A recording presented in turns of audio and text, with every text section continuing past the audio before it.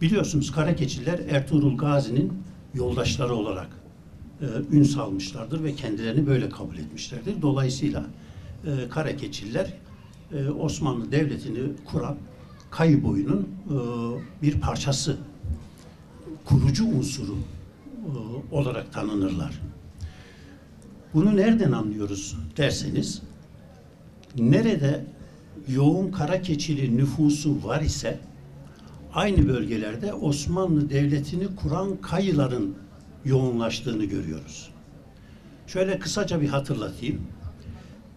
İşte Cengiz istilasından sonra Kayıboyu Ahlat üzerinden Anadolu'ya girer. Önce Erzincan üzerinden Beriye dediğimiz bugünkü Urfa, Mardin, işte Halep'in kuzey kesimlerine göç ederler. Bütün Türkmenlerin yaptığı gibi. Türkmenlerin orası kışlağıdır. İlk geldikleri Anadolu'ya girecekleri yer orasıdır. Malumunuz Osmanlı Devleti'nin kurucu atası Süleyman Şah orada vefat eder. Sonra çocukları, kimine göre 3 çocuğu, kimine göre 4 çocuktur, Ertuğrul Gazi önderliğinde toplanırlar, istişare ederler. Kardeşlerden çoğunluğu ata yurduna geri dönelim, Ahlat'a doğru geri dönelim der. Ama bir kardeş hayır der, yorulduk, niye tekrar döneceğiz? Atamız buraya geldiyse biz de burada yerleşelim der, orada kalırlar. Hikaye uzun. Geri dönen bu Kayılar yolda iki düşmanın savaştığını görürler. Toplanırlar, ne yapalım derler. Bir bey der ki, yani şu taraf muzaffer olacak gibi onun yanında yer alalım, biz de payımızı alırız, zaferden payımızı alırız. Ama der Ertuğrul Gazi, bize der bu yakışmaz, biz mazlumun, mağdurun, zayıfın yanında oluruz ve nitekim zayıfın yanında savaşa girerler, savaşın kaderini değiştirirler. Muhtemelen bu hatıra olarak bahsedilen efsanevi bilgi Yassıçemen Savaşı. Yani Celaleddin Harzemşah'la Alaaddin Keykubat'ın arasında yapılan savaş. Alaaddin Keykubat'ın yanında zaferi kazandıran unsur olunca Alaaddin Keykubat da onları ödüllendirir ve zaten yaylak arama peşinde olan Anadolu'ya gelmiş bu kitleye Ankara'nın güneyindeki şimdi Haymana Kulu tarafında bulunan Karaca Dağı yaylak olarak verirler. Bir müddet Osmanlı'yı kuran cemaatler orada yerleşirler. Moğollar ilerlediği zaman daha batıya göç etmek zorunda kalırlar 1260'lardan sonra ve işte Birecik dediğimiz bölgeye gelirler. Sonra da bildiğiniz gibi 1299-1300'de Osmanlı Devleti kurulur. Anneanneye göre Karakeçili Risalesi yazan bir meçhul şahıs bu olayları gayet iyi bilmektedir.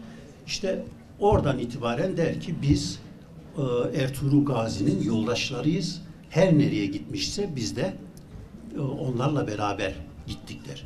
Yani 3 noktadan bahsediyorum. Bir, Beriye bölgesi, yani Urfa bölgesi.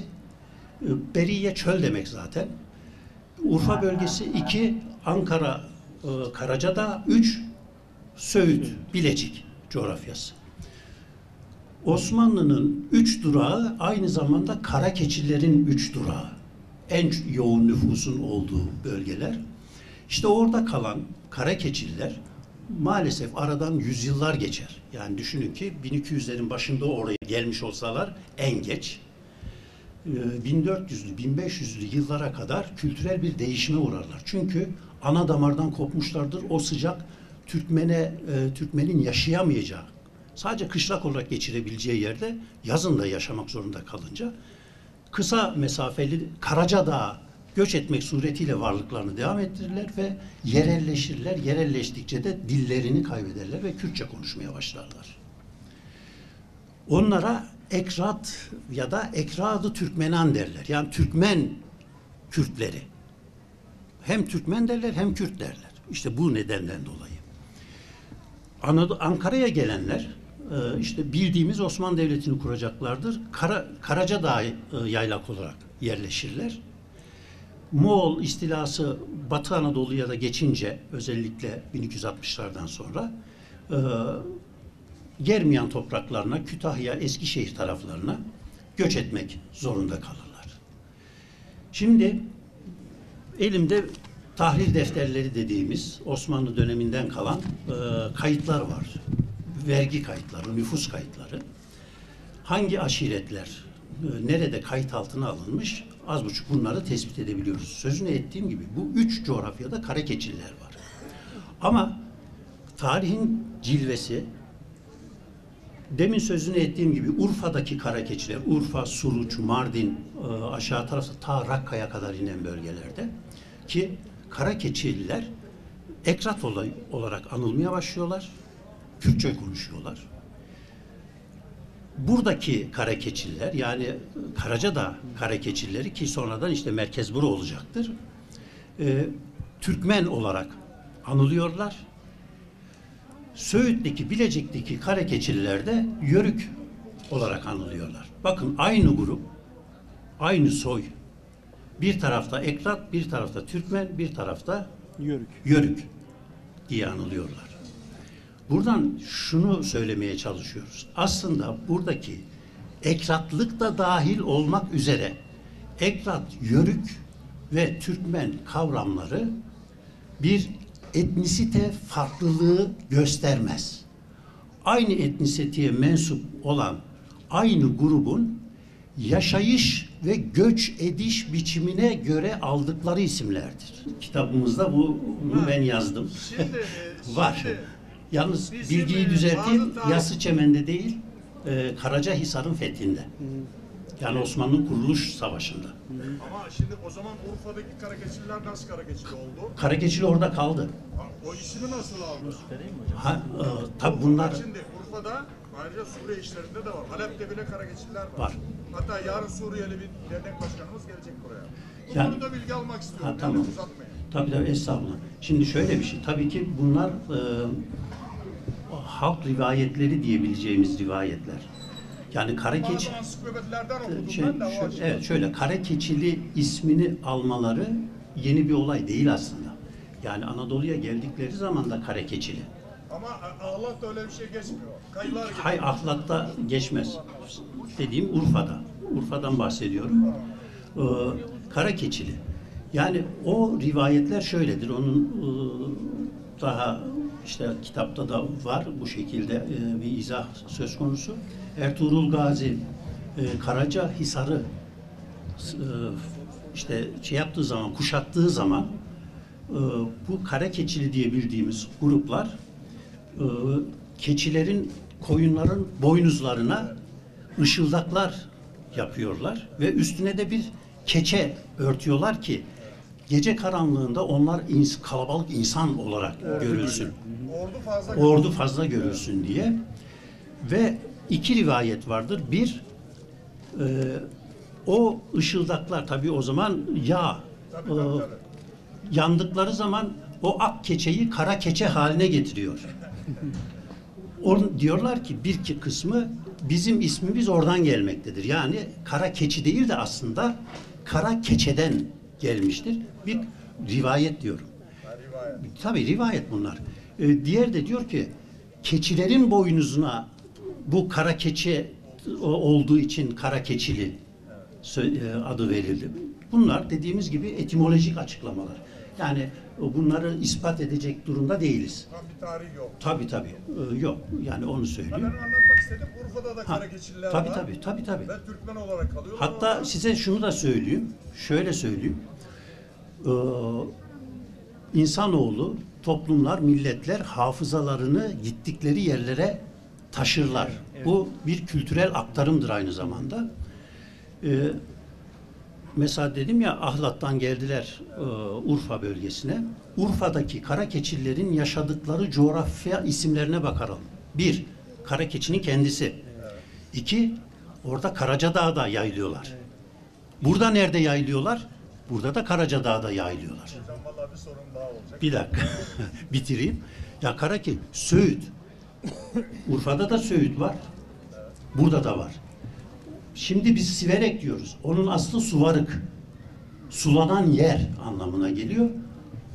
Koçhisar'da da Suvarık var. Mardin'in, Kızıltepe'nin asıl adı Koçhisar. Burada da Koçhisar Şerefli var. Koçhisar. Şerefli Koçhisar. Yani orada 200-300 yıl kaldıktan sonra bazı o ana damardan devamlı beslenmeler var. Ya gidip gelmeler var. Bir keçinin, bir koyunun patikası gibi veya işte kışta açılan bir çığır gibi aynı yolu yüzyıllar boyu bu aşiretler kullanıyor. Tesadüfen geçmiyor orada. Dolayısıyla bu kültürel devamlılık yani bir ana damardan devamlı beslenmek suretiyle kendini canlı tutuyor. Yani karakeçililer de bunun işte en güzel örneği. Sözünü ettiğimiz gibi bakıyorsunuz Urfa'daki karakeçililerin yaşadıkları coğrafyalarla Orta Anadolu'daki buradaki karakeçilerin coğrafi isimleri yani bir tesadüf değil. 11 isim tespit ettim bu şekilde. Ortak isim. Tabii. Velhasıl işte o serencam içerisinde Osmanlı Devleti'ni kuruyorlar. Bizim konu ettiğimiz karakeçili cemaatleri bir yerde yok, çok yerde var. Bunlar ana damarda olanlar. Evet. Yani Osmanlı kuruluş coğrafyasında olanlar. Kuzey tarafta Amasya'dan Sakarya Havzası'na kadar olan bölgede Ulu Yörük denen bir teşekkül var. Hoca Ulu Yörüklerin arasından gelmedir aslında. Çorum da onun parçasıdır. Çorum tarafında, Kastamonu'da, Bolu'nun güneyinde bugünkü Yabanabat dediğimiz Kızılcahamam tarafında, Sincan ve ötesinde karakeçililer var. Ulu Yörüklerin bir parçası olarak varlar. O Ulu Yörüklerin bir kısmı 15-16. yüzyıllarda Ankara'da yoğunlaşıyorlar. Yani aşağıda Karacadağ merkezli karakeçililerin dışında Ulu Yörük'ten gelen karakeçililer de söz konusu.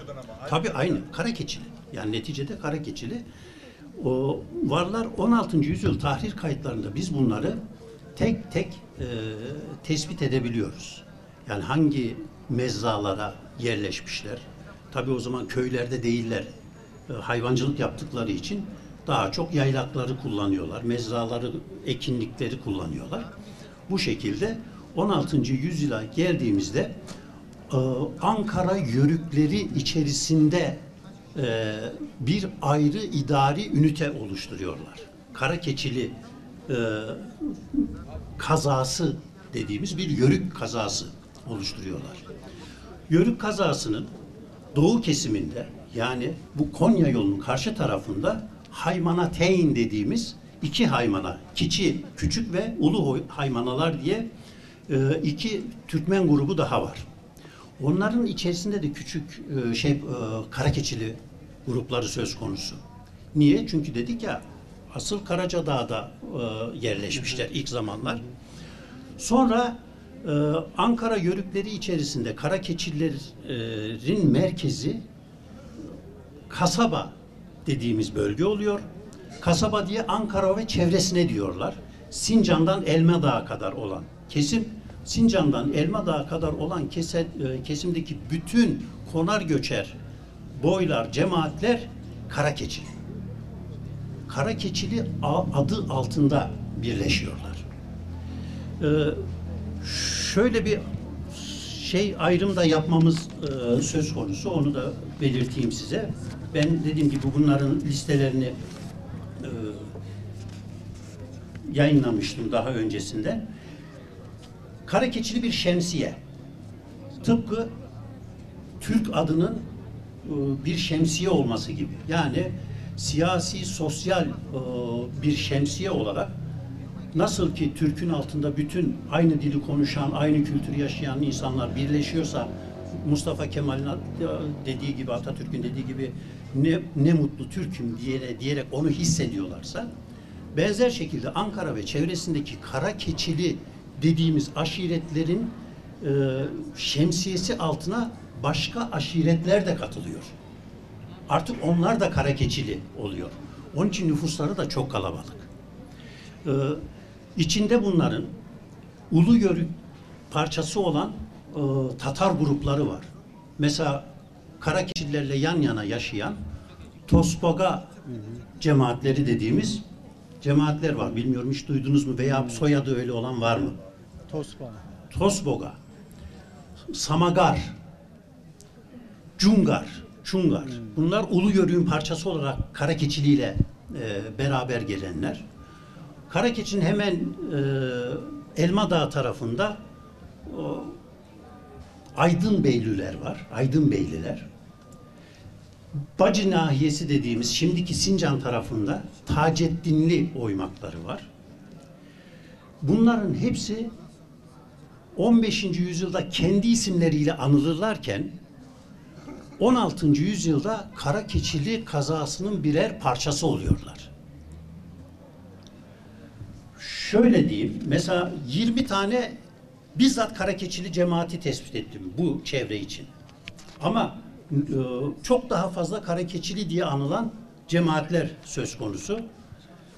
16. yüzyılda mesela 1530 tarihindeki bir kayıtta Karakeçili adı yok.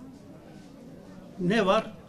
Temirli, Kökhisaklı, Karaahmetli, Yaylalı, Azizbeyli, Mikail, Doğanlı, Deliler, Hacılar, Tosbogalar.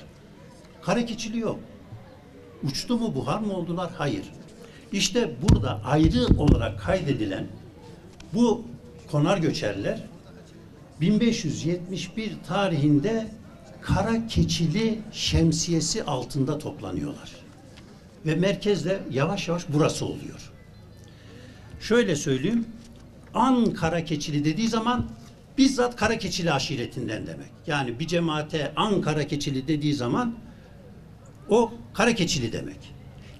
Karakeçili dediği zaman Karakeçili'nin içinde demek. Anlatabildim mi? Böyle var. Bunu sizle şunun için paylaşmak istiyorum. Belki soyadı olarak hala muhafaza eden o cemaat isimleri belki size de yakın gelebilir. 20 tane olduğu için kısaca onları söyleyeyim diye düşünüyorum. Mesela Döerli, Ankara Keçili, Mezrai İdecik tarafında. İdecik var mı bu taraflarda? İdebeli var herhalde değil mi? İdebeli olması lazım biraz ileride. Mesela Hacılar, Yenice Pınarı denen yerde Hacılar, Karakeçili. Karaahmetli ya da İshak Hacılı diğer ismi. Var mı? Var. Tabii. Tabii. Zaten Karakeçilerin önemli bir kolu da orada. İşte o Ulu Yörük'ün uzantısı dediğimiz. Diyorum ya isimlerini gittikleri yere taşıyorlar. Bir yerde sabit kalmadıkları için burada da çıkıyor, orada da çıkabiliyor. Yani bir 4 evlat düşün. İkisi burada kalıyor, ikisi gidiyor beylerin. Gökhisaklı, Balıyurt, Temirli yani Demirli, Deliler, Sandallı, Kumrallı. Bunların bulunduğu yerler İmpınar, İshaklı, Araçlı, Oğlakçı, Göktaş. Mezraları. Henüz daha köy hayatı yok, söz konusu değil. Köseler, Saruhanlı, Çukurcak bölgesi. Çukurcak bölgesi dediği, şunu söyleyeyim, Ankara yörüklerinin kalpgahı, merkezi Karakeçili. Çukurcak dedikleri yer Elmadağ'la Çubuk arasındaki ve İmrahor Deresi de dahil o çukur bölgeler. Oraya Çukurcak diyorlar. Daha ileriye yüksek yere Bala diyorlar. Yani buraya Bala yüksek demek, Çukurcak alçak demek. İşte buraların hepsi Söğütözü, Ankara'nın en kıymetli arazisinin olduğu Söğütözü, Balgat, Dikmen hepsi Karakeçili yurdu. Oralarda Karakeçili aşiretleri bulunuyorlar. İşte yine Avcılar, Karataşlı ki Karataşlı diye bilinen aşiret önce bugünkü İncek tarafında ve Karataş diye bir köy var. Evet. Var. Orası Karakeçili. Sonra oradan bir kol galiba buraya geliyor ve burası henüz köy değil. Mezra. Bizim burası Mezra. Burada tek köy var. Aşağıda bizim Köprüköy dediğimiz ama aslında Çaşnigir Köprüsü diye bildiğimiz yer. 16. yüzyıl yerleşmesidir. Çünkü eşkıya bu yolu tutuyor, Doğu yolu. Bu yolu tutuyor ve soygunlara girişiyor. Devlet buna karşı bir önlem alıyor, Osmanlı Devleti. Diyor ki eğer biz buraya bir cemaat yerleştirebilirsek, bir nüfus olursa, şenlendirebilirsek eşkıyalığında önünü alırız. Saray-ı Hümayun'da çaşnigirlik yapan birisi buraya bir cami yapıyor. Cami ile beraber onun etrafına işte yerleşmeler gerçekleşiyor. Müezzindi, imamdı, işte kariydi, Kur'an okuyanlardı, öğrencilerdi derken bir nüfus oluşuyor ve ondan sonra işte Karakeçililerin de içinde bulunduğu aşiretler buralara yerleşmeye başlıyorlar. Yani tek köy aslında orası. Burası köy bile değil o zaman. Daha geç dönemde Karakeçili adını yerleşmeye başlayınca 18. yüzyıldan itibaren yerleşmeler burada yoğunlaşıyor. Onu söyleyeyim. Ona ait de defterlerimiz var. Onu da inşallah bir şekilde yayınlayacağım. Yani şunu söyleyeyim ki mesela Yaylalı cemaatleri var. Çok kalabalık bu cemaatler. Yaylalı Özü denen bir mezrada yerleri olduğu için Yaylalı cemaati adıyla biliniyorlar. İşte Kırkpınar, Çukurcak, Eslemez, Bozözü, Gömüklüdere gibi hayvancılığa uygun mezralarda küçük küçük ekinlikler oluşturuyorlar. Hem kendilerine hem hayvanlarına yetecek hububat üretimine geçiyor bu Karakeçili yörükleri.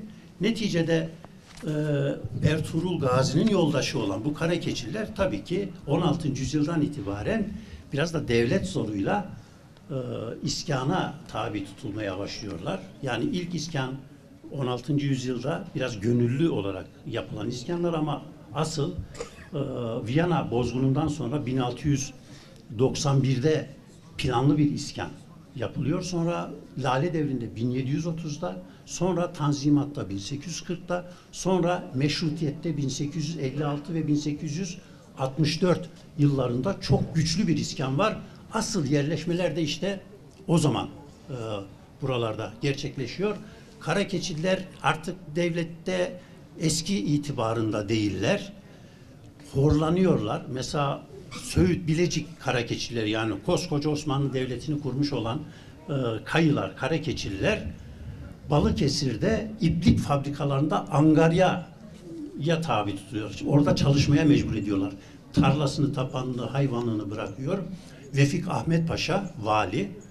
Ben Bursalıyım hocam. Evet. Yani Ahmet Vefik Paşa bizi mecburi iskana tabi. İşte evet.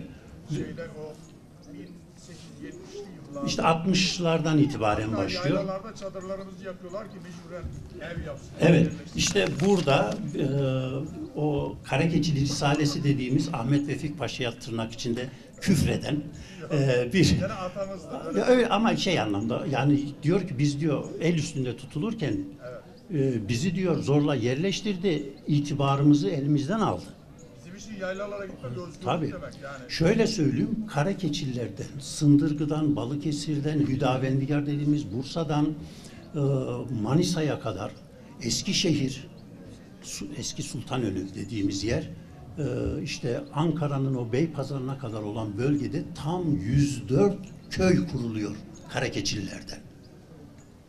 104 köy o zamanın nüfusuyla 25 bin kadar bir nüfus. Şimdinin hesabıyla belki o nüfus 150 bini geçmiştir. Ama maalesef tabii ki eski o bağlar muhafaza edilmediği için şükür ki 2. Abdülhamit'le beraber Ertuğrul Gazi'yi anma şenlikleri ilk defa tertip ediliyor ve Karakeçililere vazife veriliyor. Bu şenliği siz, daha doğrusu Ertuğrul Gazi'nin türbesini siz bekleyeceksiniz diye ve Ertuğrul sancağı oluşturuyorlar. İşte bugünkü Bilecik, Eskişehir tarafından ve dolayısıyla ondan sonra tekrar Karakeçili şuuru, ruhu canlanmaya başlıyor ki o tarihten bu yana da eskiden Nevruz'da, şimdi Eylül ayında hem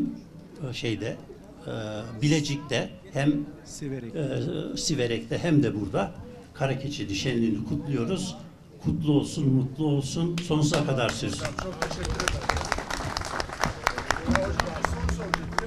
Evet. Pardon, bir soruya da cevap vereyim. Kara sözü Kara üzerine. sözü, evet. Türklerde kara birkaç anlama gelir. Tek bir anlamı yoktur. Gözü kara dediğimiz zaman cesur ve yiğit kişi için söylenir. Kara Yağız dediğiniz zaman kuvvetli anlamına gelir. Kara eski demektir. En eski, kadim. Mesela bazı şehirlerde bir kara şehir vardır. Yani şöyle Karahisar ya da Karacahisar. Onlar eski yerleşmedir. Yenisi olursa Yenihisar olur. Veya Samsun'un en eski mahalleleri Kara Samsun'dur. Sonra kurulanlar Yeni Samsun'dur. Kara bu anlamıyla da eski, kadim demek. 3. Halk, avam anlamına gelir. Kalabalık ama pek de soylu olmayan, işin doğrusu söyleyeyim, halk içinde kara tabiri kullanılır. Kara kamuk budun. Orta Asya'da yani asalet kemik üzerinden söylenir. Ak kamuk budun yöneticidir. Ak kemikli budun, kara kemikli budun halk anlamındadır. Bu anlamı da vardır. Bir de soğuğu ve kuzeyi kasteder. Soğuktan esen yere kara yel derler. Kuzeyde bulunan denize Karadeniz derler. Güneyde bulunan denize Kızıldeniz derler. Batıda bulunan Akdeniz'dir. Doğuda bulunan deniz Gökçedeniz, Mavi Deniz'dir. Bakın bunlar tesadüf değil. Anadolu'ya geldiğimiz zaman bakın haritaya yönlerle renkler uyar. Ve tesadüf olmadığını şöyle söyleyeyim size. Ta milattan önce 200 yılında, 201 yılında Mete Çin İmparatorunu Payteng denen bölgede kuşatır. Çin kaynakları söyler bunu.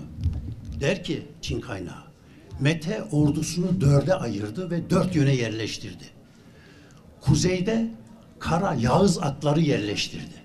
Yağız atlardan oluşan bir ordu kurdu. Aşağıda Doru atları kurdu. Doru atlardan Güneyde. Kızıl yani. Kızıl. Batıda beyaz işte ak at dediğimiz şeye de doğuya da bizim gök at ya da kır at dediğimiz kıratı şey yaptı. Orduları yerleştirdi. Bakın Anadolu'nun kuzeyi güneyindeki şeylerle, denizlerle Mete'nin yerleştirdiği ordunun atın renkleri aynıdır. Verilen isimler de aynı. Evet. Bilmem. Ekrem aynı yani. Evet. Karanlığı aydınlattık mı? Aydınlattık hocam. Çok teşekkür ederim. Biraz Pardon. fazla soru sordum ama özür dilerim. Hocam sorum olacak, kusura bakmayın. Recep Aydemir, Türkiye 81 vilayet. Sizde mi hocam? 81 vilayet. Suraraç değil değil mi? Kısaca sorayım. Yaşamadığı bir il var mı? Bizi aydınlatırsanız seviniriz. Kimlerin? Karakeşi. Karakeçili'nin yaşamadığı bir il var mı 81 vilayetin içerisinde? Hani öyle bir tarihte bir şey vardır. Cengiz için söylerler ama Türk'ün göçüp konmadığı yer var mı diye bir tabir var. Bilmiyorum. Teşekkür ederim. Arkadaşlarımızın hakkını almayalım. Şimdi bu coğrafi konum acaba o zaman da böyle miydi? Değişik miydi? Bu Karakeçililer, bu Karakeçi'yi bu Ankara bölgesine nasıl zapt ettiler? Ne yedirdiler? Nasıl? Hayır. Onu ben konuşacağım. Yani coğrafi konumu bu şekilse zapt edemez yani. Onu ben konuşacağım diye. Ormanlık alanı lazım Şimdi Karakeçi. Mehmet Hoca bu konularda konuşacak. Onun için onun alanına da pek girmeyeyim. Hani o zaman belki o Evet. ormanmıştır. Biz bilmiyoruz. Şu anki durumda zapt edemeyiz yani 300-400 keçiyi burada geçindiremeyiz yani. Şimdi şöyle bir açıklama Teşekkür daha yapayım ederim. da bitireyim. Hem de coğrafya ile ilgisi olarak. İlgisi ya bir ders gibi olacak ama kusura bakmayın. Yani ukalalıkla yapmak istemiyorum ama karşılıklı olsun diye söylüyorum. Hani yörük bir yerde yörük bir yerde Türkmen diyorlar dedik ya. Hatta ekrat diyorlar. Aslında oradaki yörük, Türkmen ve ekrat göçer anlamındadır. Göçer demek. Yani sıfat olarak göçerliği nitelendirir. Ama göçerliğin bir farkı vardır. Derler ki klasik anlatımda Kızılırmak'ın doğusundaki göçerlere Türkmen, batısındakine yörük derler. Burası batıya giriyor. Doğru. Ama kültürümüzde biz yörüklüğü daha yeni kullanıyoruz. Aslında Türkmen olarak biliriz. Türkmenlikte şöyle bir fark var. Türkmenlik bir sadece yaşayış biçimi değil, siyasi iddiası olan ve belli bir kimliği, milliyeti olan grup için söyleniyor. Yani Oğuz'dan Türkmenliğe geçilir. Türkmen diye daha çok ona derler.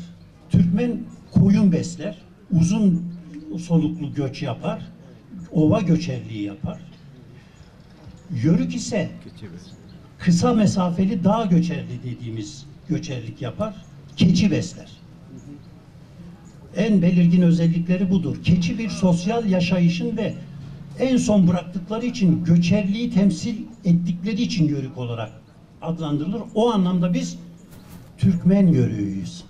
Bilmem anlatabildim mi? Şimdi benim size bugün anlatmaya çalışacağım konu, ilk davet edildiğimde Yörüklerin konferansına gideceğim. Yörükler kimdir? Zaten içinde yaşadığımız ya da hala kendimizi o şekilde hissettiğimiz için biraz da kendimi inceleyeyim diye başladım. Biraz araştırma yaparken her şeyi araştırmış zaten. Üçler Hoca, Sedat Erdal Hoca. Bir de Abdülhalik Çay hocam var. O benim kendi hocamdır. Onun da yazmaları var. Baktım ne anlatacağım? Ne anlatacağım? En son çalıştığım konu, kitap olarak hazırladığım bir konu vardı. Osmanlı topraklarının stratejik coğrafyası veya başka bir ifadeyle askeri coğrafyası diye bir konu işlemiştik. Bitti, yayınlanmak üzere. İşte ondan uğraşırken bu coğrafyada Kırıkkale, Karakeçili bölgesi nasıl bir yer alır? Şöyle bir toparladım. Ondan hareketle böyle bir şey aklıma geldi. Şimdi bu bölge askeri olarak baktığımda iç bölge olduğu için herhangi bir birinci, ikinci, üçüncü derece bir önemi yok. Güvenli bir bölge. Anadolu'nun savunması özellikle Kafkaslardan ya da Karadeniz'den gelen herhangi bir tehdit unsuru olarak baktığında bunun savunmasını Gümüşhane, Trabzon, işte Sivas, Erzincan tarafında birinci, ikinci, üçüncü kademe savunma yapıyorlar. Bu bölge Kızılırmak Havzası olduğu için güvenli bir bölgedir. Güvenli bölge olduğu için de herhangi bir askeri değil, daha çok savunmalara işte altyapı hazırlayan, işte askeri teçhizat sağlayan, mühimmat sağlayan ya da at sağlayan bu bölgede mesela daha 1500'lü 1600'lü yıllardan son dönem 19. yüzyıla kadar çok güzel at yetiştirilmiş, katana atları. Eski topları çekebilecek çok katana atları yetiştirilmiş. Özellikle devlet o şekilde bu bölgeye teşvik etmeye başlamış bu bölgede. Yine sizin sorunuza cevap olarak baktığımız zaman biz niye geldik buraya dediniz. Yani İç Anadolu bölge, güzel bölgeler varken biz niye geldik bu bölgeye diye bir şey anladım, soru anladım ben. Şimdi Üçer Hocam'ın anlattığı işte bu Karakeçili aşiretlerinin kurucu unsur olduğu için Anadolu'nun her tarafına gönderildiğini görüyorsunuz. Gönderilme amaçlarına baktığınız zaman sıradan bir gönderilme değildir. Anadolu'nun stratejik noktaları vardır. Bunlardan bir tanesi de burasıdır. Bu bölgeye baktığınız zaman bugünkü yolları, karayolları, tren yollarını kafanızdan silin. Bu bölge İstanbul, Ankara, Ankara, Kayseri, Ankara, Sivas yoluna giden kesişme noktasıdır. Havzayı da görürseniz şu Kızılırmak Havzası 3 tane birleşim noktasıdır. Burada bugünkü gibi karayolları yok geçmişte. Bu bölgede avşarlar çok. Bir de aptallar çok. Bunlar gelişi güzel gezen, tozan gruplardır. Sizi de yani Karakeçelileri de bu insanlara bey olarak göndermiş Osmanlı. Aşiret beyi ya da konfederasyon beyi, miri, bek, yani işte Türk beyi derler ya, yönetici, konfederasyonun başındaki bulunan bey. Örneğin işte doğu bölgelerine bakıyorsunuz. Şırnak bölgesinde Hacı Bayramlı ya da Hacı Beyriler var. Ya da Erzincan bölgesine bakıyorsunuz, farklı farklı beyler var. Hala bugün Türk beyleri diye geçiyor ya. İşte birileri Türk beyi falan diyor. İşte siz de Karakeçili olarak bölgenin Türk beyi olarak, konfederasyon beyi olarak yerleştirilmiş. Örneğin Çorum'da da var aynı benzer özellik. Ege bölgesinde de aynı şekilde. Ve bunlara bakın, gelişi güzel yerleştirilmemiş. Kafanıza göre hareket etmemişsiniz. Hep belli noktalarda ve bu havzada siz göçersiniz. Yerleşik değilsiniz. Üçten hocam anlattı, siz de sordunuz. 19. yüzyılın sonlarına doğru, son çeyreğinde 1880-90'larda Abdülhamit göçerlerin yerleştirilmesi için çok büyük gayret etmiş. Örneğin bir rivayete göre 10 yıl, 15 yıl içerisinde 700 bin göçerin yerleştirildiğini görüyorsunuz. 700 bin. Ha, sebebi neydi? Biraz önce hoca da söyledi. Siz aşiret özelliğinizi kaybettiniz. Diğer Türkmen aşiretleri gibi gezmeye başladınız. Gezmeye başlayınca asker veremiyorsunuz. Eskiden veriyordunuz. Asker veremiyorsunuz, vergi veremiyorsunuz. Artık iç güvenliği sağlayamıyorsunuz. İster istemez devletin politikası gereği yerleşik hayata geçirmeye çalışıyor. Siz birazcık mesela dediniz ki işte bize zorla işte devlet zoruyla ya da asker zoruyla yerleştirdiniz dedi ama dönemin politikası asker nereden alacak devlet ya da vergi nereden alacak? Şimdi kendi soyundan olduğu için bir rivayete göre askere almamış. Ama Değil. Yeniçeriler dağılınca Abdülhamit'e de 33 sefer yanılmıyorsam suikast oluyor. Baktı ki hani kendi gidecek. Bari akrabalarını toplayayım. O ayrı. Olaylarını kurayım. O Ege için Beni geçerli. korusun diye, yani O Ege ve Marmara için geçerli. İç Anadolu'daki bölge farklıdır. Şimdi eskiden zaten düzenli askerlik var. Timarlı birlikler, sipahiler vardı. Buradan zaten sürekli asker veriyordunuz. Ama 19. yüzyıldaki düzenli askerlik var. Düzenli ordu kurulmuş. İşte o zorla yerleştirmeler askere alma ve vergi vermeyle alakalı bir konudur. Ve nitekim zorla bölgede mesela çok yerleştirmeler var ve başına da jandarmayı dikmiş kaçmasınlar diye. Bu normal, sadece burada değil yalnız. Bütün Türkiye'nin ya da Osmanlı coğrafyasında yapılan, sadece Karakeçililere yapılan bir şey değildir bu. Bu şekilde düşünmemek lazım. Yine 19. yüzyılda yani özellikle siz kafanızdaki soruya cevap alabildiniz mi? Özel yerleştirilmişsiniz. Yani örneğin mesela 1996-97'de Güneydoğu'da görevliydim. Silopi bölgesinde İspirtiler var. Karakeçili. Ve bu adamlar 1600-1700'lü yıllarda kan davalarından ya da sürü davalarından dolayı kaça kaça Şırnak'a kadar gitmişler. Silopi'ye kadar, hatta Türkmen Dağı'na kadar, o Suriyeli Yörük dediğiniz o bölgedeki insanları da tanıyorum. O bölgeye de gittim ben.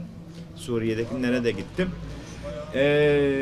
Örneğin İspirtiler Karakeçili olmasına rağmen PKK'lan iç içe, asimile olmuş.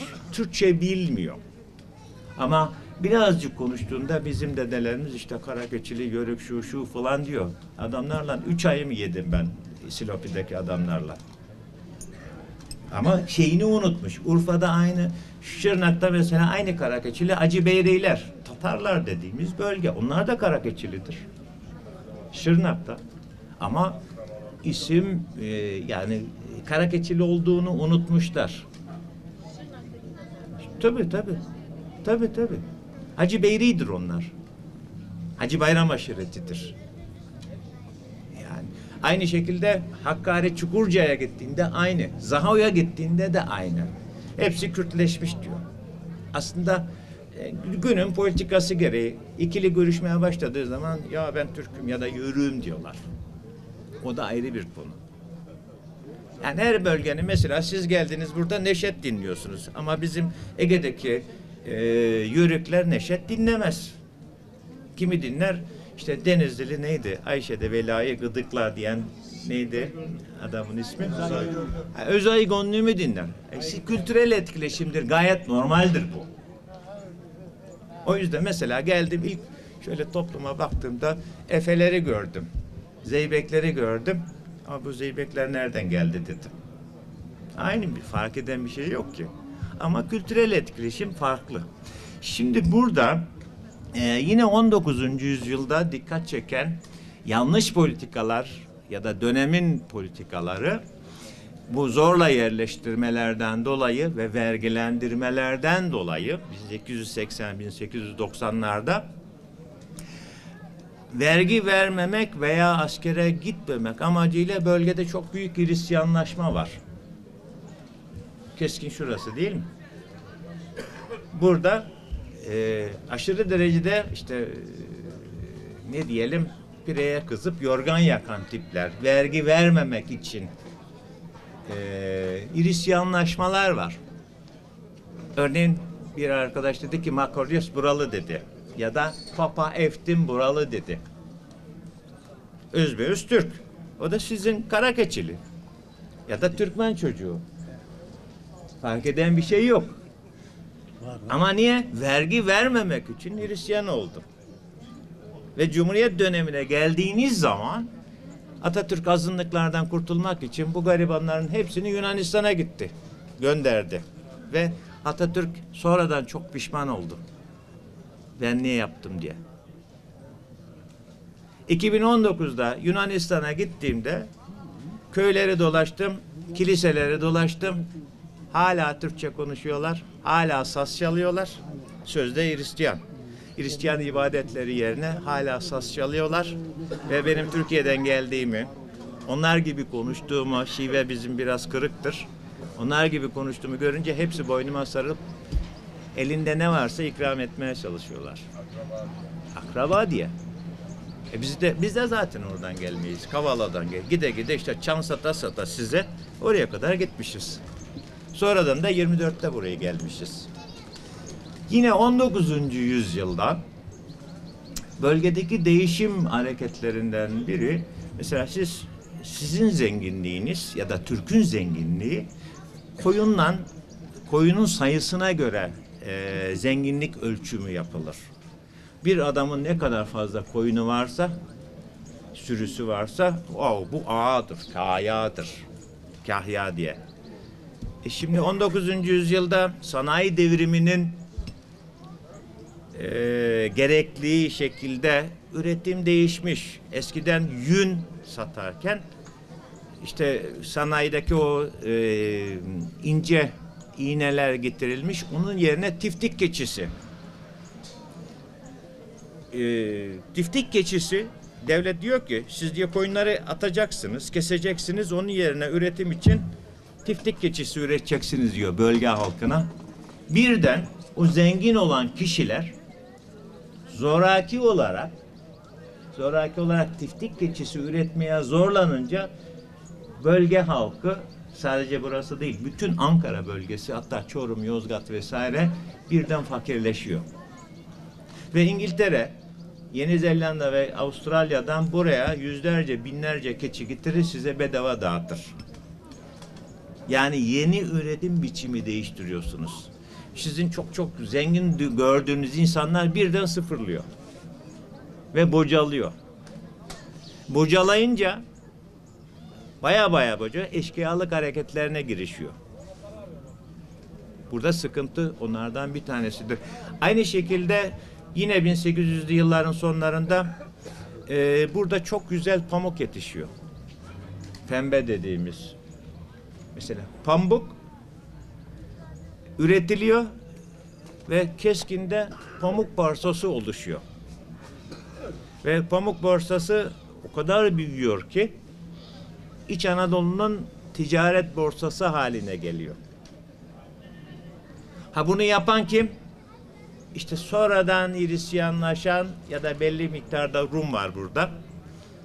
O Rumlar vasıtasıyla Kızılırmak Havzası vasıtasıyla Samsun'a ihracat iskelesine çıkıyor ve oraya kadar sürekli taşıma yapılıyor ve Karadeniz'den de İngiltere'ye vesaireye pamuk ihraç ediliyor. Aynı şekilde 19. yüzyılda stratejik anlamda bu bölge, özellikle Kızılırmak Havzası, özellikle burası ve üst tarafı birazcık başta olmak üzere düzenli ordunun ya da Osmanlı 19. yüzyıl ordusunun levazım merkezi olarak kabul edilir. Ne demek levazım merkezi? İşte at yetiştirilmeci, artı işte kükürttü, baruttu ya da askeri depolama bölgeleri olarak kabul ediliyor bu bölge. Ve yine bu bölgedeki gayrimüslim azınlık var. Bu gayrimüslim azınlığı size görev veriyorlar, bunları kaçırtın diyorlar. Nereye kaçırtıyorlar? Yozgat'a kaçırtıyorlar, Çapanoğlu'na kaçırtıyorlar ya da Karadeniz bölgesine kaçırtıyorlar. Yani 1800'lü yılların başında sizin öneminiz azalırken 1800'lü yılların sonunda öneminiz tekrar artmaya başlıyor. Her ne kadar siz kötü şeklinde algılasanız da zorla bizi iskan etti şeklinde deseniz de amaç oradaki şey bölgenin güvenliğini sağlamak amacıyla yerleştirildiğini görüyorsunuz. Yani gelişi güzel bir yerleştirme sizin dediğiniz gibi değil. Bilinçli bir yerleştirme. Evet. Başka? Yeter mi? Bilmem, sen bilirsin. Var mı soru arkadaşlar? Evet, aynı zamanda oturum başkanlığı yapıyorum. Kendime öyle bir vazife edindim. Evet, Mehmet hocamıza teşekkür ediyoruz. Soru sormak isteyen var mı? Hocam şimdi siz böyle bir tevazi anlattınız ki yani bizim yerleşmemizi çünkü yörük demek yürüyen Türk demek. Yörük demek yürüyen Türk. Biz öyle araştırmadık. Yürüyen Türk yani konar göçer yaşayan. Biz zaten yıllarca asker vermemişiz Osmanlı'ya. Kendiniz Koşul askersiniz. toplanmış. Kendiniz askersiniz. Vermemiş diye söylemek yanlış olur. Vermemiş de kendisi almamış. Kendi asker. Evet. Yanlış o Evet. ifade. Ha, daha önce kayılarda. Kendisi Tamam. asker. Evet. Şimdi bizi yani yerleşik hayat demek bizi intihara teşebbüs. Yani bir yerde kalacaksın orada. Yörük özgür bir şekilde yayladan yaylaya, kışlak, yaylak gezdiği için hatta yani o anlamda çadırların yakıldığı rivayet edilir. Yakıldı demiyorum. Sultanahmet de bu konuda biraz suçlanır ama o konulara da girmeyelim. Ben o anlamda söyledim. Biz Yörükler Karagöz özgürlüğünü seven bir milletiz. Dağların hep yücelerine çıkmışız. Dere boyunda Söğüt dibine çadır kurmamışız. Ardış gölgesini, biraz da Ardış gölgesinde hafif yan yatarak oturmayı çok severiz. Çok verdiğiniz bilgiler için çok teşekkür ederiz. Şimdi Evet, yürüyün. Hocam devam edecek. Oradan inşallah daha güzel bilgiler alacağız. Şimdi asker vermedik demek yanlış. Biz mesela hayır o şeklinde değil. Mesela biz hala kullanırız. Gidin askeriye, her Türk askeri de var diyorsun ya. O kelime aslında baktığınız zaman tımarlı sipahi dediğimiz bu bölge herkes askerdir. Savaş zamanı geldiğinde dış güçlere, diğer barış zamanında da normal iç güvenlik harekatına gider. Burada herkes askerdir.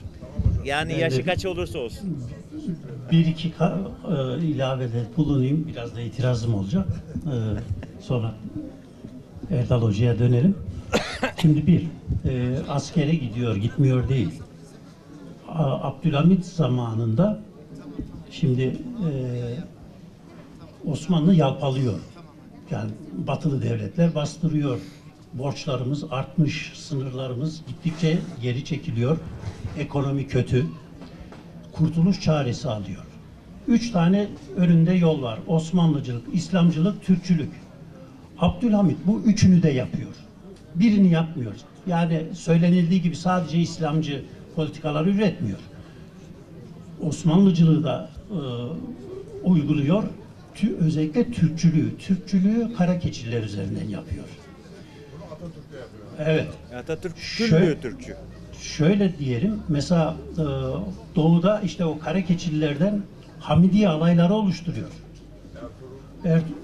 Doğuda Hamidiye alayları, o zaman Ermeniler ayaklanmaya başlamış. Araplar, Tay ve Anezek kavimleri aşağı Ürdün tarafından, Şam'dan gelip Halep'i vuruyorlar. Tam Maraş'a kadar gidiyorlar. İşte o zaman diyor ki sizin vazifeniz o şimdiki Azez hattı boyunca Türkmen aşiretlerini yerleştirmek. İşte Avşarları yerleştirmeye çalışıyor, Döğerleri yerleştirmeye çalışıyor, Beydillileri yerleştirmeye çalışıyor. Sonra Kürtleşiyorlar çünkü o bölgede kalıyorlar. Orada Hamidiye alaylarının 46. 47. Taburları Karakeçili. Onları alıyor, Balkan savaşlarına gönderiyor. Yani askerlik yapmıyor değil. Her zaman asker. Batı'da da Ertuğrul alayları işte oluşturuluyor. Bir, iki, vergiden kaçmak için Hristiyan olma diye bir şey yok. Öyle bir şey söz konusu değil. Kapadokya dediğimiz bölge ta o şeyler gelmeden, Türkler gelmeden evvel Balkanlardan gelen Uz, Kuman, Kıpçak gibi unsurlar var. Bizans onları yerleştiriyor. Bir kısmı onlar olmak üzere Karamanika dediğimiz Türkçe konuşan Ortodoks bir nüfus var Orta Anadolu'da. Bunlar yani sonradan din değiştirmiş değiller. Yani Müslümanken hele Hristiyan olmuş değiller. Zaten Hristiyanlar. Mübadeleye sokulanlar da onlar. Yoksa yani pire için yorgan yakan falan yok. Onu da özellikle belirtmek istedim. Evet. Bir soru alıyoruz. Başka almayacağız.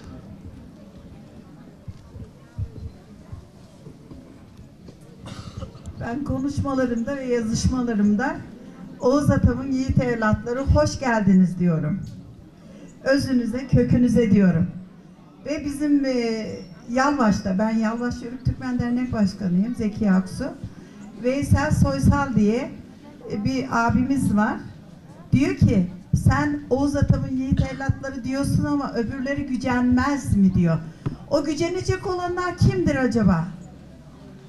Şimdi Oğuz'dan sonra başka kim var? Hocam bu soru çok ağır. Şaka cevap. Al bakalım. Kara Türkmen. Kara Türkmen sana diyor. Hayır şöyle. Oğuz boyu 24 boy var zaten. Ben o konuların uzmanıyım. Müsaade ederseniz. Yani ukalalık yapmak da istemiyorum ama şimdi Anadolu'ya gelenlerin büyük bir kısmı Oğuz. Müslüman oldukları zaman İran coğrafyasında Türk iman oluyorlar, Türkmen'e dönüşüyorlar. Yani İslam'a geçiş sürecinde Türkmen ismini kullanıyorlar. İlhanlı döneminde 13. yüzyıldan itibaren de işte bu Kızılırmak'ı esas alarak Yörüklük ortaya çıkıyor. Onun öncesinde yok. Hani yürük kelimesini de geçiyor yörük için. Yürüyen anlamında da kullanılıyor. Anadolu'ya gelenlerin, Türklerin diyorum, Türklerin çok kahir ekseriyeti zaten Oğuz, yani Türkmen. Onun dışında mesela demin sözünü ettim, hani iki taraf arasında savaş diyoruz, Yassı Çemen. Karşıdaki savaşan da Celalettin Harzemşah, Kıpçak. O da Kıpçak Türk'ü. O da Türk. Nasıl? Mesela ben Oğuz Atam derken demeyeyim şimdi, bundan sonra demeyeyim, madem onları gücendirmeyeyim, ben nasıl bir cümle kurmam lazım, onları da içine almam için. İşte en güzel... Bana bir cümle kurun. Ne mutlu Türk'üm diyene de yeter. Yani Türklük bizim asıl şemsiyemiz. Tabii Türklük. Yani Atatürk, ben şimdi ağıt okuduğum zaman sahnede dinlerken ne mutlu Türk'üm diye iniyorum. Fakat Yusuf Bilge Boyacı kışın öldü. Allah rahmet eylesin. Beni bir gün çağırdı yanına. Gel bakayım buraya dedi. Buyur dedim. Neden dedi tek başına dedi. Ne mutlu Türk'üm diye ne diyorsun dedi. Ben de ne demem gerekirdi dedim. Atatürk öyle dememiş dedi. Türk demek Türk dili ve Türk kültürüdür. Ne mutlu Türk'üm diyene demiştir. Bir daha böyle bütün konuşacaksın demişti. esas olan kültürdür. Türkçe konuşuyorsanız, Türkçe düşünüyorsanız, Türkçe yaşıyorsanız Türksünüz. Zaten Türk kavrayıcı bir kavramdır. Türklük ırka dayalı değildir. soya dayalı değildir, kültüre dayalıdır. Bakın size küçük bir misal söyleyeyim. Ta Kaşgarlı Mahmut Divan-ı Lügat-ı Türk'ünde söylüyor. Biliyorsunuz Kaşgarlı Mahmut'u. Diyor ki sumlum kelimesi hiç duymamışsınızdır. Sumlum diyor hiç Türkçe bilmeyen yabancı için kullanılır diyor. Hiç Türkçe bilmeyen yabancı için. Onlara diyor sumlum denir. Tıpkı hiç Arapça bilmeyen aceme Farslıya acem dendiği gibi diyor. Ama diyor arada bir fark var. Bir sumlum Türkçeyi öğrendiği zaman sumlumluktan kurtulur, Türk olur diyor. Yani Türkçe konuştuğu zaman. Ama diyor bir acem Arapçayı öğrense dahi Arap olamaz, acemlik üstünde kalır diyor. Ya Arap'ın ki tam bir ırkçılık. Kabul etmiyor. Ama Türk kabul ediyor. Biz kapsayıcıyız, kucaklayıcıyız. Onun için de Balkanlardan Kafkaslara kadar etnik anlamda farklı da olsa kendini Türk hisseden herkes Türktür. Onu kendimizden de ayırt edemeyiz. İbaret teşekkürler. Evet. Yani kısaca diyor ki özellikle herhalde Yörük Türkmen dernekleri için söylemiş olsanız gerek. Siyasete alet olmayalım, parçalanmayalım, bölünmeyelim, bir olalım, iri olalım, diri olalım diyor. Gerçekten de yüzlerce dernek var. Kiminin festivaline, şölenine biri gitmiyor, kimininkine öbürü gitmiyor. Siyasete alet olunca bu tür dernekler veya basamak olarak kullanılınca amacından da sapmış oluyor. Bu bir gerçek. Evet. Şu taraftan alıyoruz. O zaman açık suyumuz yok değil mi? Şuradan da temiz ses kaydedelim. Sonra konuşsun ondan sonra alalım. Evet. Ben de teşekkür ederim hocama. Üçler hocam hem aslında benim bir taraftan hocam. Çünkü ben burada doktora tezi yaptım 2000 yılında. Yani 99-2001 yıllar arasında burada çalıştım. Sonra burada yazdığım tezde jüri üyesi olarak Üçler hocam da sağ olsun bulundu. Ve benim de yazdığım tezin doktora tezi olarak kabulüne karar verildi ve o şekilde doktor unvanı aldım. Dolayısıyla hocamla burada yan yana olmaktan ayrıca mutluluk duyuyorum. Tabii ki sizlerle birlikte olduğum için de ayrıca mutluluk duyuyorum. Ben çünkü 97 yılından beri buraya gelip gidiyorum. Ama belki 2005 yılından 2005 yılından itibaren gelip gidemedim. Ama onun dışında 97-2005 yılları arasında buraya gelip gittim. Burada tanıdıklarım da var tabii ki elbette. Bu vesileyle aynı zamanda bu şenliklerin hazırlanmasında belediye başkanımız, sayın kaymakamımız veya Hazirun'da bulunup da çalışmalarda yer alan bu sempozyumun hazırlanmasında, şenliğin hazırlanmasında yer alan bütün kıymetli dostlara, büyüklerime sevgiler, saygılar sunuyorum. Onların emeklerine sağlık diyorum. Bizleri de buraya getirdikleri, davet ettikleri için ayrıca teşekkür ediyorum. Tabii ki burada gerçekten tüm samimiyetimle söylüyorum. Burada bulunmak ayrı zamanda bizim için şeref. Çünkü biz yani bu hep beraber bahsedilen o büyük topluluğun, büyük milletin evlatlarıyız. Biz beraberiz. Hocamın da bahsettiği gibi yani Üçler hocamın bıraktığı yerden son cümlesinden itibaren yani gerçekten bu milletin en önemli özelliklerinden birisi kültürel olarak bir yaklaşımı olması. Yani kültürel milliyetçiliği, kültürel davayı kendisine dava edinmesi, medeniyeti bir dava edinmesi. Dolayısıyla bugünlere kadar geldik. Yani dünyada belki bu coğrafyada Üçler hocam daha tabii ki bu alanı daha iyi biliyor. Aynı zamanda büyük bir tarihçi. Ben tabii bir sosyolog olarak tarihçi olan bir hocamın yanında büyük laflar etme ya da büyük şeyler söylemeden kendimi imtina ederim. Haddimi biliyorum. Ama şunu söyleyeyim. Bu coğrafyada 1000 küsür yıldan daha fazla bulunan başka bir millet var mı diye sorduğumuzda herhalde çıkmayacaktır. Yani bunun en önemli sebeplerinden birisi, yani bizim bu coğrafya zor bir coğrafya. Bu coğrafya kavşak bir coğrafya. Bu coğrafya kıtaların birleştiği bir coğrafya. Yani bu coğrafya jeostratejik açıdan da çok önemli ve stratejik önemi çok büyük olan bir coğrafyada bulunuyoruz. Anadolu coğrafyasında bulunuyoruz ama Anadolu coğrafyasında bizim kadar eski, bizim kadar uzun süre sürekli kalan bir millet var mı?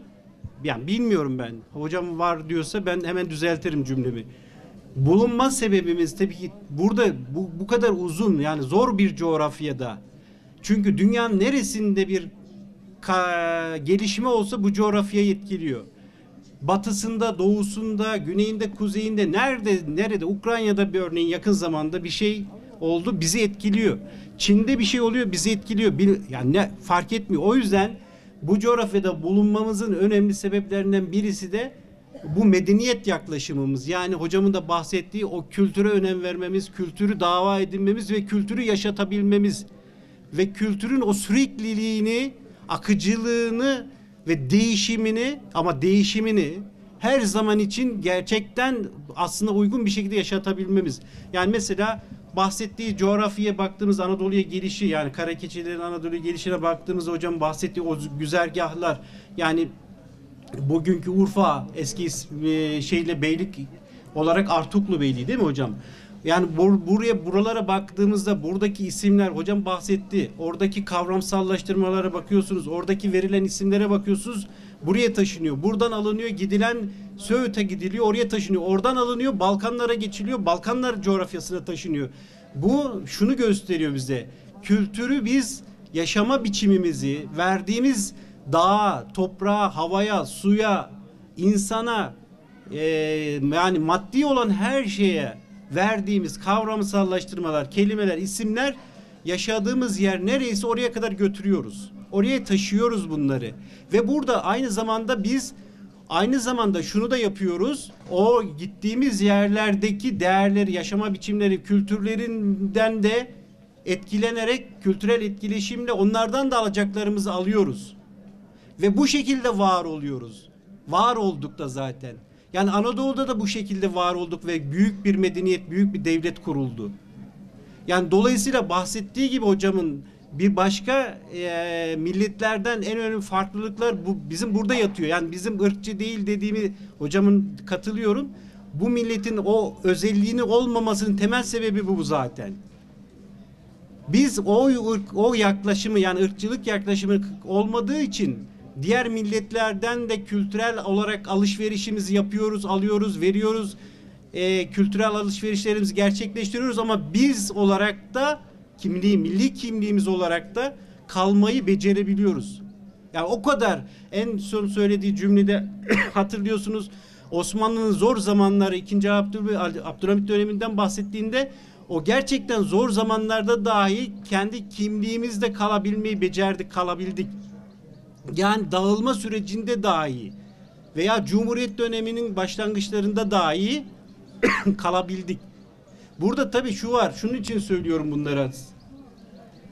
Biz eğer bir kimlik olarak, alt kimlik olarak biz Karakeçili yörüğü ya da Karakeçili aşiretini bu coğrafyada çok kullanmıyoruz. Daha çok biliyorsunuz hocam da bahsettiği gibi Urfa bölgesinde kullanılıyoruz aşiret kavramını ama Ege'de olsun, bu coğrafya, Orta Anadolu'da olsun biz aşiret kavramı kullanmıyoruz. Daha çok yörük kavramı kullanıyoruz. Karakeçili yörüğü olarak biliniyor.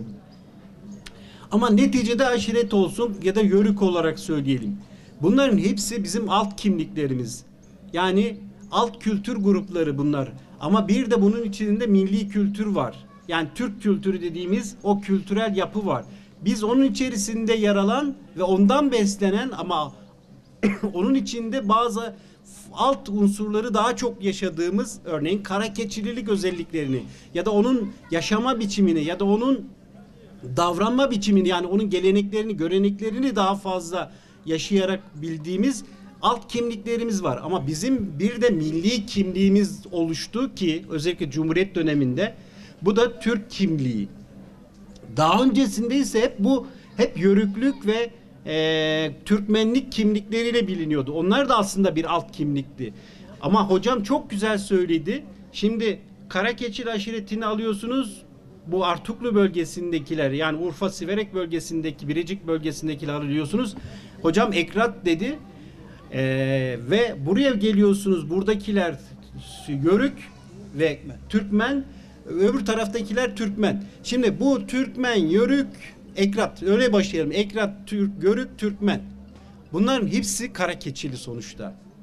Ama biz bunlara belli yerleşim yerlerine göre, yaşama biçimlerine göre, inanış biçimlerine göre belli yerel isimler, kavramsallaştırmalar yapılmış. Mesela manav kelimesine baktığınızda manav kelimesi bize ne ifade ediyor? Yerleşen, ilk yerleşen, ilk yerli, o bölgenin ilk yerlileri. Bitki ve tarım. Evet, bitki, yani aynen öyle. Yerleşik hayata geçmiş ve tarımsal faaliyetleri gerçekleştiren kişiler bunlar. Şimdi bu tamamen belli bir bölgenin özelliği. Yani Marmara'dan Ankara'nın Nallıhan'a kadar olan bölgesinde bu insanlar var ve manav olarak biliniyor. Bunlar, evet onları kastediyorum. Evet. Şimdi dolayısıyla şunu anlatmak istiyorum. Yerel yerleşmeyle ilgili, yaşama biçimi, inanmayla ilgili, yani işte mezhepler ve onun alt unsurlarıyla ilgili veya coğrafyadan kaynaklanan isimlendirmeler, kavramsallaştırmalar var ve bunlar bizim alt kimliklerimiz, ama bunlar bizi tanımlayan o milli kimlik değil. Şimdi alt kimliğin milli kimlikle ilgisi, yani Karakeçili aşireti ya da yörüğünün özellikle modernleşmeyle birlikte hepimizin yaşadığı, yani kentlerde kırdan kente göç, özellikle 1950'lerde başlayan o kırdan kente göçle birlikte büyük bir kesimi nereye göç ettik? Şehirlere göç ettik. Yani bugün köylerimize gittiğimizde, kırsalımıza gittiğimizde yerleşim yerlerinin boş olduğunu görüyoruz. Bu tamamen o tarihlerde başlayan göçle, iç göçle birlikte gelişen bir durum. Şimdi burada biz neyi kaybettik? Alt kimliklere ait bazı unsurları kaybettik. Bunun iyi tarafları da var, belli dezavantajlı tarafları da var. İyi taraflarından birisi şu: buralarda biz yeni yerleşim büyük şehirlerde milli kimlikleri daha fazla milli kimlikleri yakalamaya başladık, öğrenmeye başladık ve onlarla kendimizi tarif etmeye, ifade etmeye başladık. Alt kimliklerin de şöyle bir bize getirisi vardı ya da kazandırdığı bir bilinç vardı. Biz bilinci ve köke dayalı daha tarihi bilgileri bilme ve tarihi şuuru, tarihi bilinci kazanma vardı, avantajı vardı. Ama biz bunu mesela nasıl tolere ettik? Nasıl da büyük şehirde kendimizi, bu durumu ortadan kaldırarak büyük şehirlerde de o biz bilincini sağlamaya çalıştık? Dernekler kurarak. Mesela Karakeçililerin Ankara'da kurdukları Karakeçililer Derneği gibi. Şimdi dolayısıyla bunlar bize neyi kazandırmaya çalışıyor?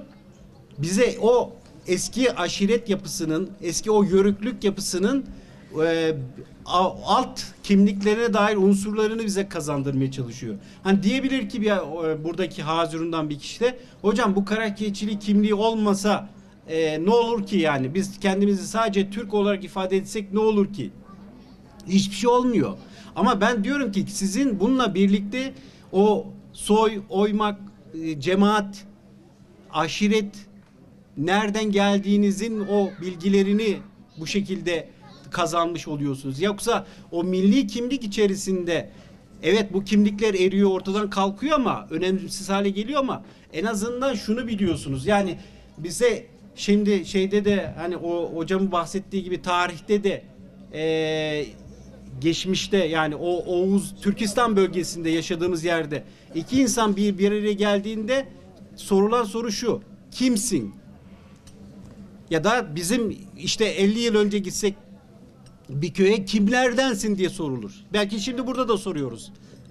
Kimlerdensin? Bu ne demek? Kabile, aşiret ya da hangi oymaktansın? Bunu soruyorlar. O mesela size birisi dedi ki Hacı Emirli ya da Hacı işte burada ne hangi şey vardı şeyler obalar mesela Hacı Emirli mi vardı? Hacı Obası. Hacı Obası'ndan dediği zaman size bu söylüyor ne diyor? Ha tamam diyor. Bizdensin falan. Yani şunun için söylüyoruz. Bir tanınırlık, bir kimlik söylediği zaman ha tamam bizdensin diyor. Bizlerdensin. Yani bunun için, şunun için söylüyorum. Dolayısıyla bu bize bizim kendi aramızda bize şunu söylüyor. Kimlerden olduğumuzun bilgisini söylüyor. Nereden geldiğimizin bilgisi, hangi soydan geldiğimizin, hangi oymaktan, cemaatten geldiğimizin bilgisini söylüyor. Ama biz bunun içinde bir de milli kimlikle var oluyoruz. O işte daha çok kentleşmeyle, ondan sonra modernleşmeyle birlikte elde ettiğimiz bir kimlik. O da Türk kimliği. Yani burada o yüzden de hani Oğuz sorusunda ben şöyle bekleme yapayım. Mesela o Cumhuriyet'in kurulduktan sonraki sürecinde de Cumhuriyet döneminde de Türk milliyetçilerine baktığımız zaman mesela Ziya Gökalp'e ya da daha sonra Remzi Oğuz Arık'a ya da İlmi Züheyr Evken'e baktığımız zaman bunlar Oğuzculuk üzerinden bir Türk milliyetçiliğini ortaya koyuyorlar. Çünkü Oğuz şundan dolayı hocam bahsettiği gibi bu coğrafyanın kurucu unsuru.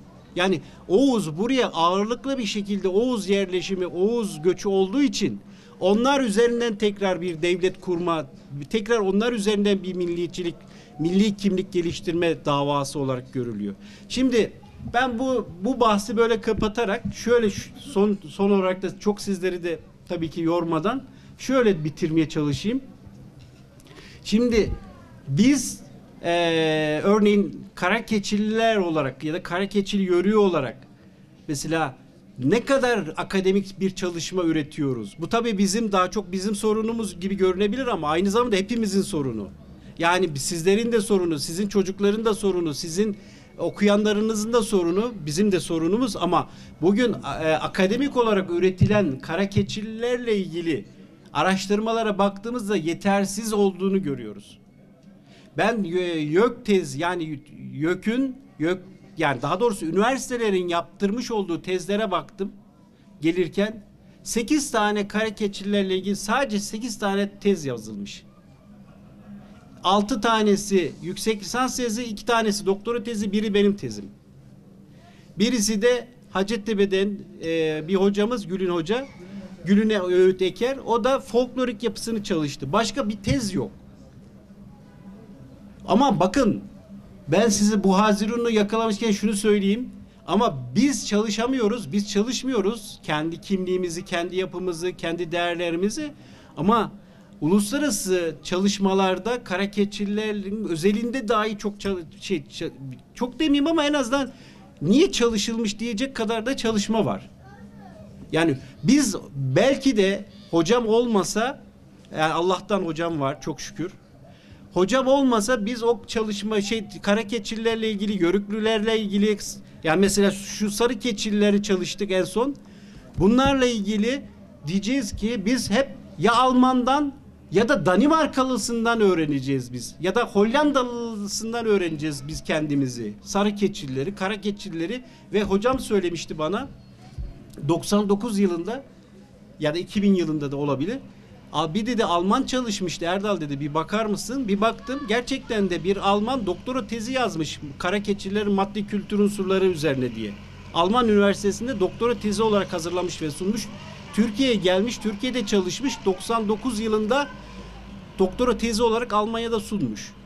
Bense 99'larda 2000'lerde yani 97, 98, 99, 99'da çalışmaya başladım. 2001'de bitirdim. Dolayısıyla şunu anlatmak istiyorum. Yani hocam gibi en azından işte hocamın hocası olan rahmetli Mustafa Kafal Hoca gibi birkaç tane sayabileceğimiz hocanın dışında bu çalışmaları yapan hoca yok. Akademide de hoca yok.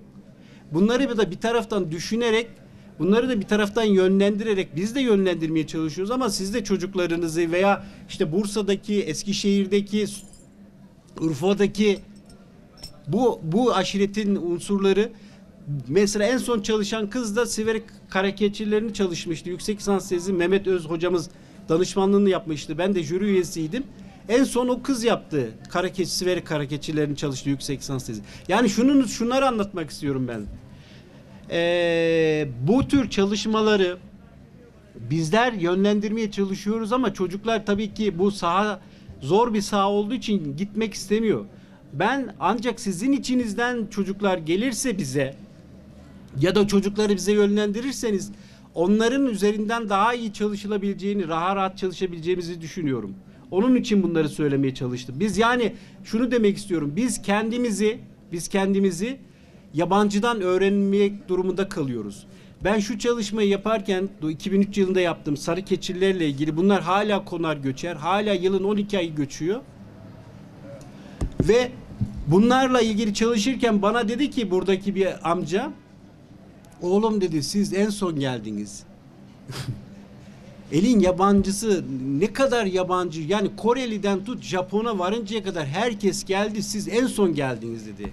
Neredesiniz oğlum dedi. Ben utandım kendimden.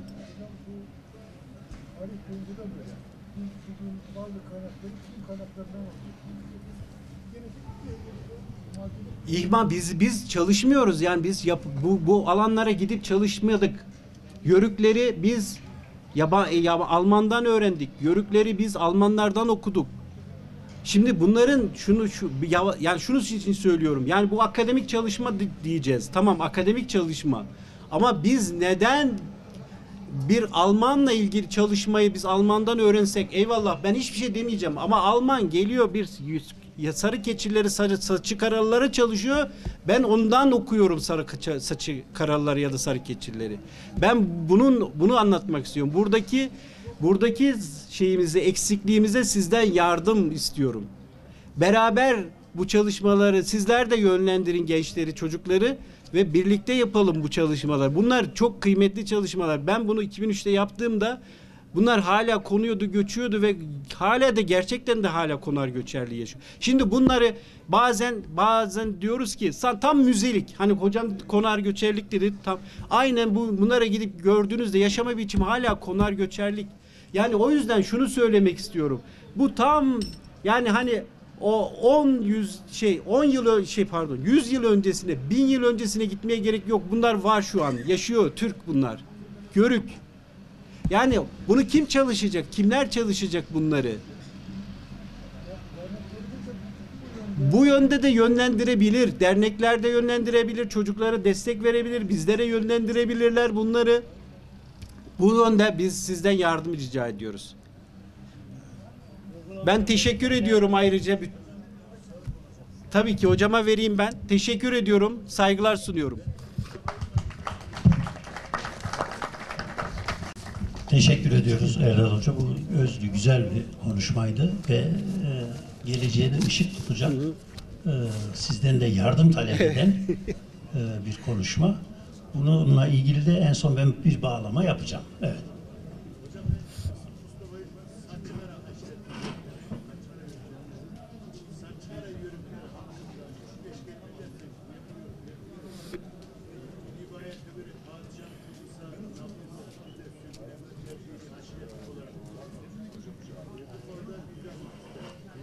Şöyle, şimdi Osmanlı'yla aşiretlerin bir problem yaşadığı gerçek. Osmanlılar büyüyene kadar Türkmen aşiretlerini Fatih olarak kullandı.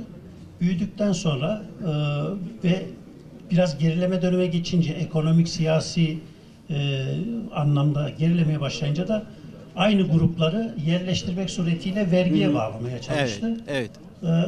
Karşı gelenlerini de cezalandırdı. İşte saç karalar, sürgüne cezalandırılanlardan Toros hattında Ermenek olsun, işte Silifke, İçel, Mut, oradaki aşiretler olsun, Kıbrıs'ın fethinden sonra sürgün edildiler. Evet. Asil olarak nitelendirilen gruplar sürgün edildi. Yerleşmeyen Güneydoğu Anadolu bölgesindeki Avşarlar, Döverler, Beydiller zorla iskana tabi tutuldu. Kaçtılar, ağladılar. Bakın burada bozlak geçerlidir değil mi? Bozlak. Evet, bilirsiniz. Evet. Bozlamanın ne demek olduğunu biliyor musunuz? Kim ağlıyor? Hayır, ama bozlak devenin ağlamasıdır. Deve çok canhıraş bir ses çıkarır. Ha, bozuladı derler. İşte bozlak oradan geliyor. Türkmen o Bozuladı. kadar canı yanmış ki deve gibi bozuluyor. Ona da bozlak diyor. Deve gibi bu oldu. Tabii acı çekmiş. Ondan sonra da demiş ki şalvarı şaltak Osmanlı, eğri kaltak Osmanlı, ekme de yok, biçme de yok, yeme de ortak Osmanlı. Bu Osmanlı'ya karşı olmaktan değil, o yönetimin, o siyasetin Eleştirisi. tabii ki Eleştirisi. Yoksa o da bizim, bu da bizim. Bilmem anlatabildim mi? Birlikte yapacağız dediniz de, birlikte bir şey yapalım mı? Böylece neticelendirelim mi? Sizden cevap alacağım. Hani Yörük'le Türkmen arasındaki fark nedir? Aslında aynı ama ne farkı var? Kendimiz bulalım. Var mısınız? Tamam, söylüyorum o zaman. Keçi besleyeceksem eğer hangi coğrafyaya çıkarım? Ormanlık olan coğrafya. Orman ve dağlık. Dağlık. Dağlık. Evet. Koyun besleyeceksem Ova. ovaya. Değil mi? Koyun ne demek biliyor musunuz? Yüzü yere bakan demek. Yüzü yere bakan, itaat eden, boyun eğen o anlamda vardır. Ve 1200 kilometreye kadar göç güzergahında kullanabilirsiniz. Evet. Keçiyi kullanamazsınız. Yok. Keçi de bir özgürlük inançıdır. Evet. Bakın Gelmez. bir yaşayıştan bahsediyorum. Bir düşünce yapısından bahsediyorum. Peki, dağa gittiniz, keçi besliyorsunuz. Keçinin nesi var? Üstünde kılı. Koyunun nesi var? Yünü var. Kıldan ne yapabilirsiniz? Hangi ev yaparsınız? Çadır. Hangi çadır yaparsınız? Kıl çadır. Kıl çadır, kara çadır. Kara çadır. Yünden nesi yaparsın? Keçe yaparsınız. Hangi keçe çadır? Keçe çadır. Süslemeye geçeceksiniz. Kıl sert. Öyle değirmi süsleme yapabilir misiniz? Semboller yapabilir misiniz? Yok. Nedir? Keskin. Eski runik yazısı gibi. Oka benzer. Sivri. İşte keçinin boynuzunu filan ifade eden, değil mi? Bunu yaparsınız. Yünden ama keçeden değirmi yuvarlak istediğiniz şekli verirsiniz. Peki kıldan halı dokuyabilir misiniz? Yok. Yünden Evet. halı, Türkmen halısı meşhur. Yörük kilim dokur. Evet. Kıldan kilim dokursunuz. Onun için de yörük kilimi meşhurdur. Üstündeki motifleri düşünün, yaşadığınız yeri düşünün, keçiyi ve koyunu düşünün. İşte koyun besleyenler, ovada yaşayanlar, keçe üretenler veya çadır yapanlar Türkmen. Evet. Keçiyle ilgili kültürü benimseyen Görük. Yörük oluyor. Yörüğün sipsipi vardır. Keçi gibi böyle ince bir ses çıkarır. Değil mi? Türkmen'de daha çok devenin işte demin söylediğim gibi Bozdağ. aynı grup. Ama işte coğrafya kaderdir derler ya. Evet. Coğrafya size bir yaşayış biçimi getirir. Siz de onunla anılırsınız ama aslında hepimiz aynıyız. Aynen. Evet. Teşekkür ediyorum.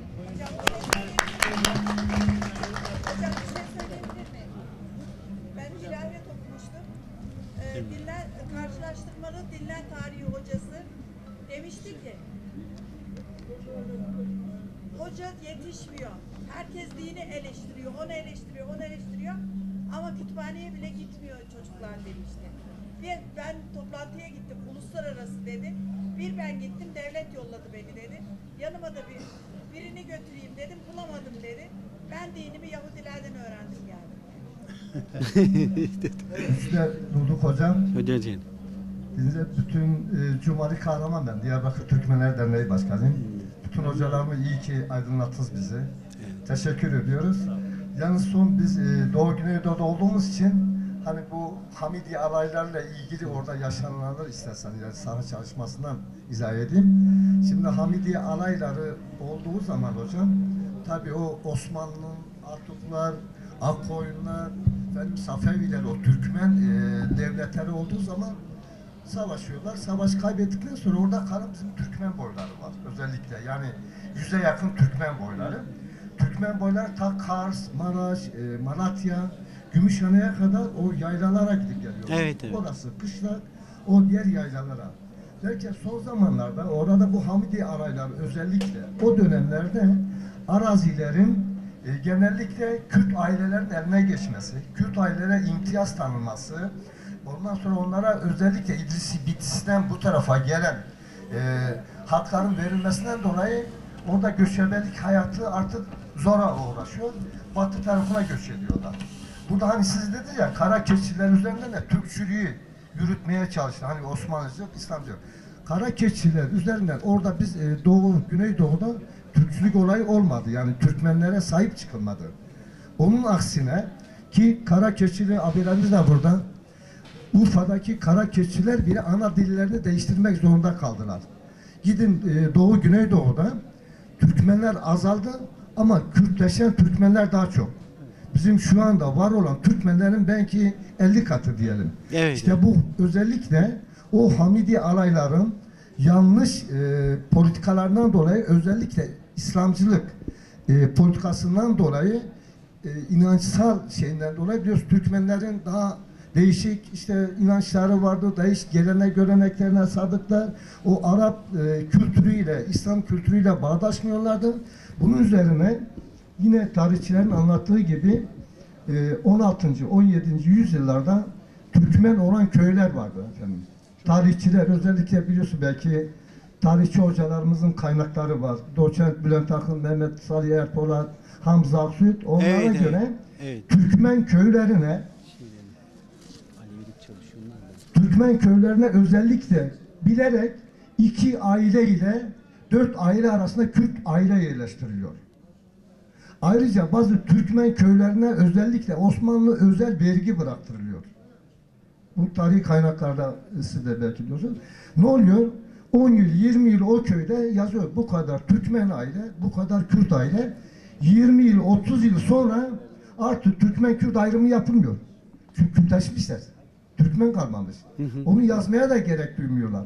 Özellikle bizim Doğu Güneydoğu'daki Türkmenlerin azalmasının ya da yok denecek kadar azalmasının sebebi özellikle Hamidiye alaylarının orada Kürt aşiretlere, beylere, İdris-i verilen imtiyazların olmasıdır. Yoksa kara keçili abilerimiz niye Kürtçe konuşsun? En büyük aşiret Badıllar niye Kürtçe konuşsun? Rışvanlar niye Kürtçe konuşsun? Bayat, Kınık niye Kürtçe konuşsun efendim? Teşekkür ediyorum hocam. Ben teşekkür ediyorum. Yani şöyle söyleyeyim, tabii zamanımız olmadığı için ve konumuz çok geniş olduğu için her konuya değinemiyoruz. Şunu söyleyeyim. Kuzey Suriye, bugünkü Güneydoğu Anadolu bölgesi Türkmen deposu. Evet. Anadolu'ya 1071'de girmeden evvel orada yüz binlerce Türkmen var. Evet. Ve oradan adeta Anadolu'ya Türkmen nüfus pompalanıyor. Evet. İşte hani diyoruz ya, ana damar. O ana damarın bir grubu Halep Türkmenleri diyelim ona. Halep Türkmenlerin bir grubu Toros hattı üzerinden Ege'ye kadar. Bir grubu Sivas hattı üzerinden, Kayseri Sivas hattı üzerinden Kastamonu, Yozgat, Kastamonu ta Bolu'ya kadar. Bir grubu yine Erzincan üzerinden Erzurum tarafına kadar gidiyor.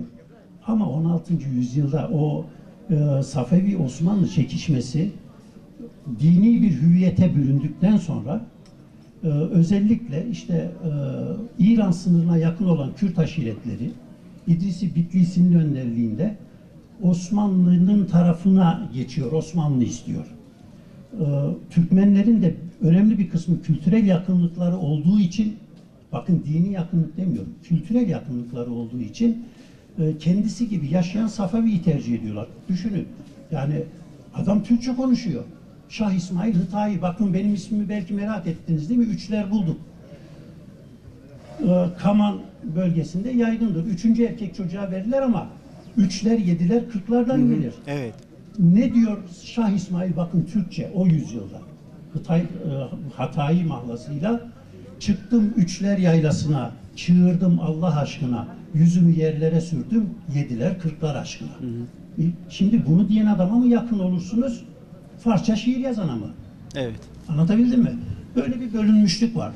Bu ve ana damar kopunca özellikle yurtluk ocaklıkla Kürt beylerine o Tunceli Pülümür tarafından Bitlis, Siirt'e kadar olan yay yurtluk ocaklık olarak verilince Türkmen eskisi gibi atasına, dedesine Ahlat'a gidemiyor, Sivas'a gidemiyor. Yerelleşiyor. İşte demin sözünü ettiğiniz gibi ondan sonra Beydili oluyor Badallı. Beydile Türkmen aşireti oluyor Badallı. Avşar Kürtleşiyor, Kürt Avşar oluyor. Karakeçili Kürtçe konuşmaya başlıyor. Döverler öyle köza. Yani bu bir ana damardan beslenmeme sorunu. Maalesef böyle bir gerçeklik var. Yani konu uzun ama bitmez. Şunu söyleyelim ki o şuur Kürtçe'de olsa şu an oradaki Karakeçililerde var. Bir kısmı her ne kadar PKK'nın silahlı kadrosunda olsa da önemli bir kısmı Türkmenliğini, Türklüğünü farkında. Farkında.